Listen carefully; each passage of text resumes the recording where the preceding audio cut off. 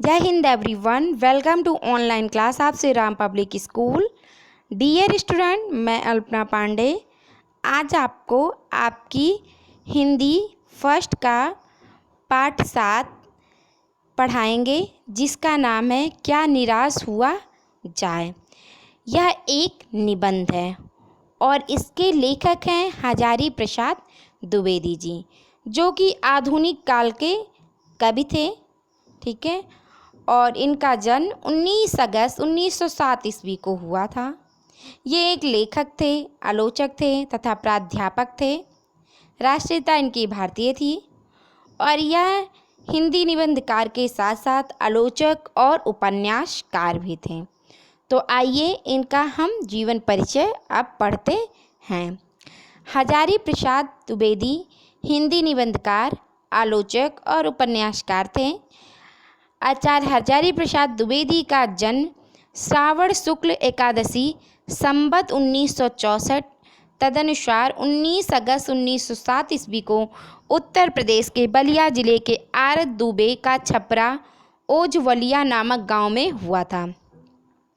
इनके पिता का नाम श्री अनमोल द्विवेदी और माता का नाम श्रीमती ज्योतिषमती था। इनका परिवार ज्योतिष विद्या के लिए प्रसिद्ध था। इनके पिता पंडित अनमोल द्विवेदी संस्कृत के प्रकांड पंडित थे। द्विवेदी जी के बचपन का नाम वैद्यनाथ द्विवेदी था। द्विवेदी जी की प्रारंभिक शिक्षा गांव के स्कूल में ही हुई। उन्होंने सन 1920 में वसरिकापुर के मिडिल स्कूल से प्रथम श्रेणी में मिडिल की परीक्षा उत्तीर्ण की। उसके बाद उन्होंने गांव के निकट ही पराशर ब्रह्मचर्य आश्रम में संस्कृत का अध्ययन प्रारंभ किया। सन 1923 में वे विद्या अध्ययन के लिए काशी आए। वहाँ रणबीर संस्कृत पाठशाला कक्षा से प्रवेशिका परीक्षा प्रथम श्रेणी में प्रथम स्थान के साथ उत्तीर्ण की। सन 1927 में काशी हिंदू विश्वविद्यालय से हाई स्कूल की परीक्षा उत्तीर्ण की। इसी वर्ष भगवती देवी से उनका विवाह संपन्न हुआ। सन 1929 में उन्होंने इंटरमीडिएट और संस्कृत साहित्य में शास्त्री की परीक्षा उत्तीर्ण की। 1930 में ज्योतिष विषय में आचार्य की उपाधि प्राप्त की। शास्त्री तथा आचार्य दोनों ही परीक्षाओं में उन्हें प्रथम श्रेणी प्राप्त हुई। 8 नवंबर सन 1930 से द्विवेदी जी ने शांति निकेतन में हिंदी का अध्यापन प्रारंभ किया। वहाँ गुरुदेव रविंद्रनाथ ठाकुर तथा आचार्य क्षितिमोहन सेन के प्रभाव से साहित्य का गहन अध्ययन किया तथा अपना स्वतंत्र लेखन भी व्यवस्थित रूप से आरंभ किया। 20 वर्षों तक शांति निकेतन में अध्यापन के उपरांत द्विवेदी जी ने जुलाई 1950 ईस्वी में काशी हिंदू विश्वविद्यालय के हिंदी विभाग में प्रोफेसर और अध्यक्ष के रूप में कार्यभार किया। सन 1957 ईस्वी में राष्ट्रपति द्वारा पद्म भूषण की उपाधि से सम्मानित भी किए गए। प्रतिद्वंदियों के विरोध के चलते मई 1960 में द्विवेदी जी काशी हिंदू विश्वविद्यालय से निष्कासित कर दिए गए।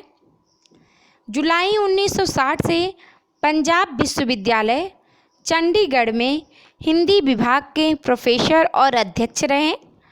अक्टूबर 1967 में पुनः काशी हिंदू विश्वविद्यालय में हिंदी विभागाध्यक्ष होकर लौटे।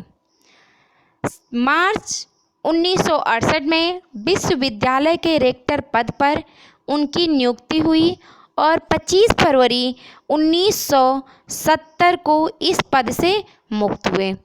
कुछ समय के लिए हिंदी का ऐतिहासिक व्याकरण योजना के निदेशक भी बने।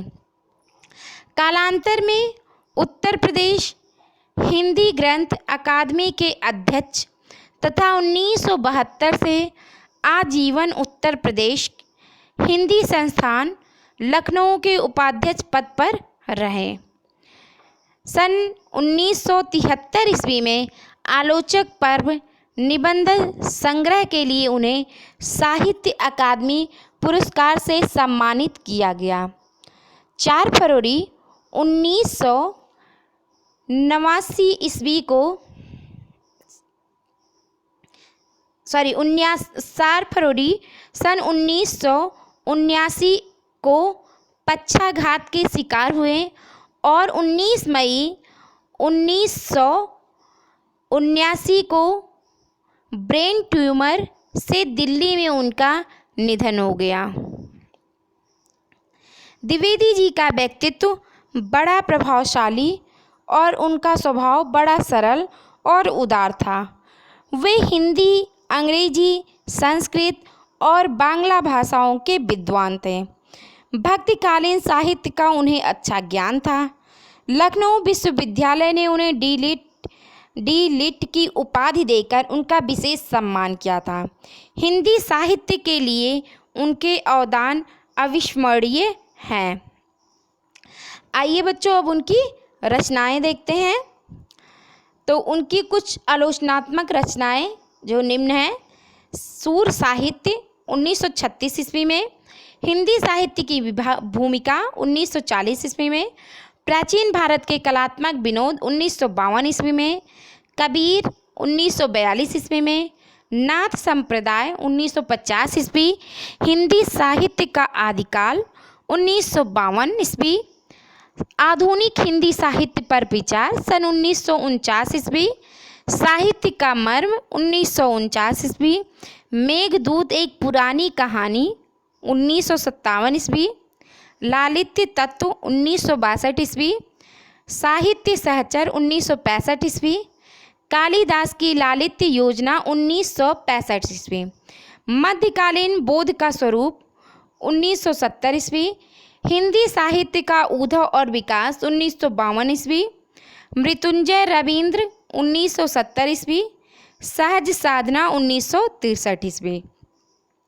इसके अलावा हजारी प्रसाद द्विवेदी जी के कुछ निबंध संग्रह भी हैं, यानी कुछ निबंध भी उन्होंने लिखे थे, जिसमें अशोक के फूल मुख्य हैं। अशोक के फूल 1948 ईस्वी, कल्पलता 1951 ईस्वी, विचार और वितर्क 1954 ईस्वी, विचार प्रवाह 1959 ईस्वी, कुटुज 1964 ईस्वी, विष के दंत।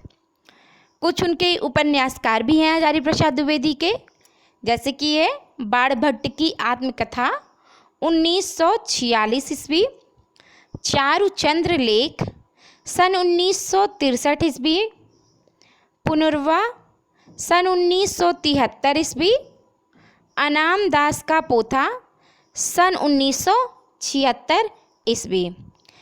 इसके अलावा कुछ और भी अन्य विधाएं हैं जो उन्होंने लिखा है, जैसे कि है संक्षिप्त पृथ्वीराज रासो, यह सन 1957 ईस्वी में प्रकाशित हुआ था।